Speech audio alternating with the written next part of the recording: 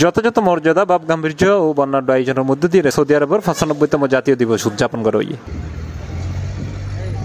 সৌদি আরবের ঐতিহাসিক একীভূতকরণ স্মরণে বার্ষিক এই জাতীয় দিবস উদযাপন করা হয়।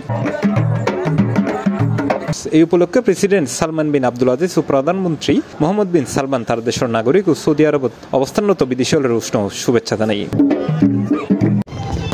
জাতীয় দিবস উপলক্ষে দেশগড় সাংস্কৃতিক ঐতিহ্য, ইতিহাস ও একতার ভাবনার প্রতি শ্রদ্ধা জানাইয়ে দেশব্যাপী নানা অনুষ্ঠান, আতশবাজি প্রদর্শনী ও বর্ণিল শোভাযাত্রার আয়োজন করা হয়। দিবস উপলক্ষে সরকারি ও বেসরকারি বিয়াক অফিস, ব্যাংক, স্কুল, কলেজত সরকারি ছুটি ঘোষণা করা হয়। مواطنة سعودية من القلب، عندي حاجة واحدة أقولها: تحيا المملكة العربية السعودية وعيش خادم الحرمين الشريفين. طبعا مبسوط، الحفل ما شاء الله تبارك الله كان مرتب ومنسق، ونشكر القادة ونشكر القائمين على الحفل ونشكركم كقناة جابلتوا معنا وفرحتوا معنا كمان. الحمد لله أولا إني سعودية وهذا بلد الخير وما أدري إيش أقول سلمان بن الله يديم مملكتنا والملك سلمان وولي العهد محمد بن سلمان. দিবস উপলক্ষে পুরুষ অর্গান সাজানো হয়ে জাতীয় পতাকা দিয়ে বিভিন্ন ভবনত গড় হয়ে আলোকসজ্জা। সৌদি নাগরিকদের পাশাপাশি বাংলাদেশি, পাকিস্তানি, ভারতীয় সহ ইউরোপ, মধ্যপ্রাচ্য সহ বিভিন্ন দেশের নাগরিকল এই দেশের প্রতি জাতীয় দিবস উপলক্ষে শ্রদ্ধা জানাইতে আসছে। وإن للأمام دائما، إن شاء الله للأمام دائما، نراه في صفاف الدول المتقدمة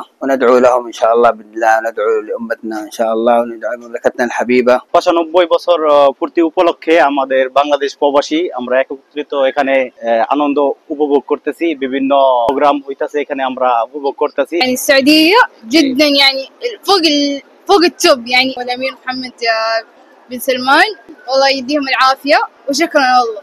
اليوم الوطني يوم سعيد ومناسبة مهمة جدا نحتفل فيها أمانينا في السنوات القادمة، والمملكة مقبلة على نهضة كبيرة جدا في هذا الوطن العظيم. মূলত সৌদি আরবের প্রতিষ্ঠাতা বাদশাহ আব্দুল আজিজ আল সৌদের নেতৃত্বে 1902 সালে রিয়াদের মরুদ্যান ও 1913 সালে আল আহসা জয় করতে সক্ষম হয় এবং 1925 সালের মধ্যে তিনি শরীফ হুসাইন বিন আলীর বাহিনীরে পরাজিত করে নজদ ও হেজাজ দুনানরে একফারে করে। এরপর 1932 সালত সেপ্টেম্বর 23 তারিখ বাদশাহ আব্দুল আজিজ তার দেশের নাম পরিবর্তন করে ইয়ের নাম রাখে আল সৌদি। আর তুনেই আল সৌদিতুন ইয়েন সৌদি আরব নামে বিশ্বত পরিচিতি পায়।